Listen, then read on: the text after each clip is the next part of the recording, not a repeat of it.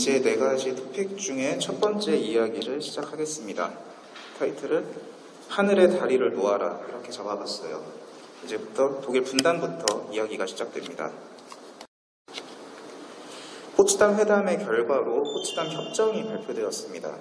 독일과 오스트리아를 넷으로 나누고 그리고 수도인 베를린과 비엔나도 넷으로 나누어서 미국, 영국, 프랑스, 소련 4나라가 이제 분할 통치하는 것으로 결정이 되었죠. 오스트리아는 이제 오래지 않아서 중립국 형식으로 주권을 회복하였고 결국에는 독일만 분단국가 신세로 수십 년 동안 이제 지내게 됩니다. 그리고 이제 포츠담 회담과 별개로 미국, 소련, 그리고 중화민국, 자유중국이죠. 그 3개국 대표가 모여서 전후 일본의 처리는 또 어떻게 할 것인가 논의를 해서 포츠담 선언을 발표합니다. 그리고 이 포츠담 선언을 통해서 대한민국의 독립이 공식적으로 확정이 되었습니다. 지금 체칠리에노프 궁전이 호텔이라 그랬잖아요. 그러니까 이 호텔에서 숙박을 하시면 한국의 독립이 결정된 장소에서 잠을 자는 셈이 되는 거죠. 요즘에 호캉스라는 말이 유행인데 아마 이런 신개념 호캉스가 가능한 곳은 포츠담 말고는 없지 않을까 생각이 됩니다. 넷으로 나뉜 독일의 지도는 이러했습니다. 영국, 프랑스, 미국, 소련이 각각 이렇게 선을 그어서 통치를 하였고요.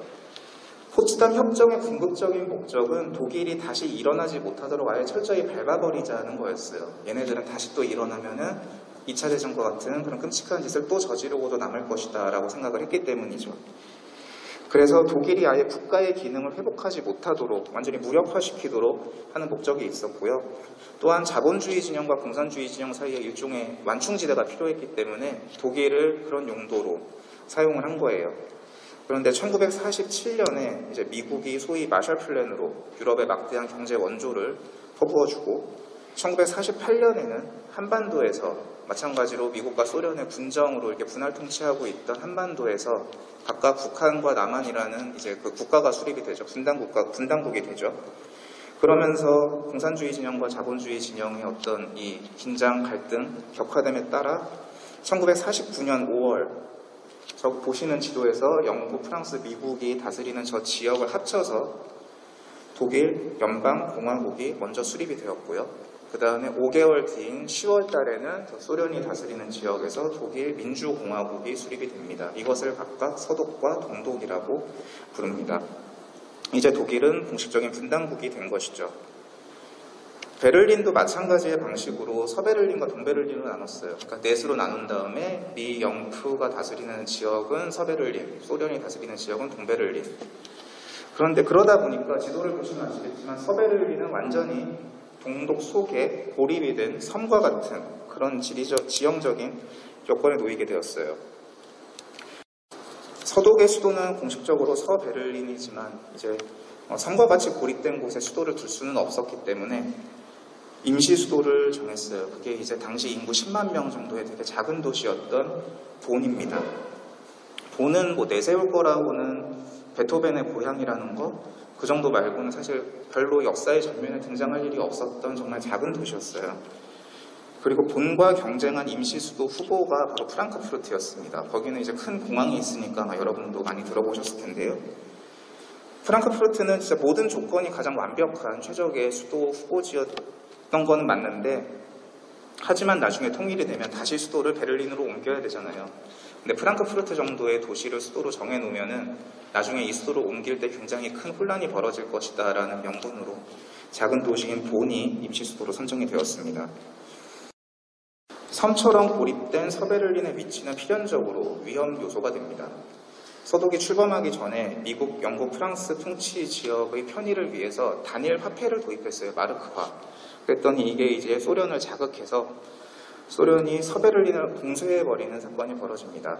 그러니까 서베를린으로 가는 기찻길, 그다음에 자동차길 전부 다 막아버려서 아예 누구도 서베를린으로 갈 수 없게, 나올 수 없게 막아버린 거예요.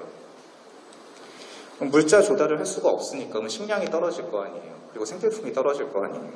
그러면은 사람들은 굶주리고 또 삶의 질도 굉장히 형편없이 망가질 테니까 그러면 이 시민들이 그냥 못 살겠다, 일어나자라고 하면서 우리도 그냥 공산화 시켜줘, 공산주의 그 베를린을 그냥 합쳐서 살래, 이런 식으로 시민들이 공산화를 원해서 들고 일어날 것을 또 내심 염두에 두고 있었던 공세 조치였었죠.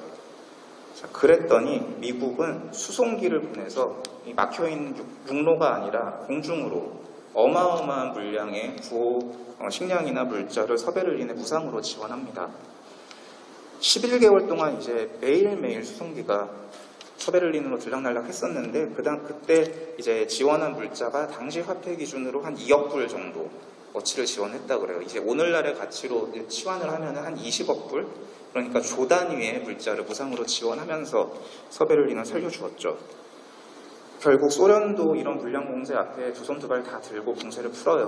더 이상은 안 되겠다. 그래서 이 사건을 베를린 동쇠라고 부르고요.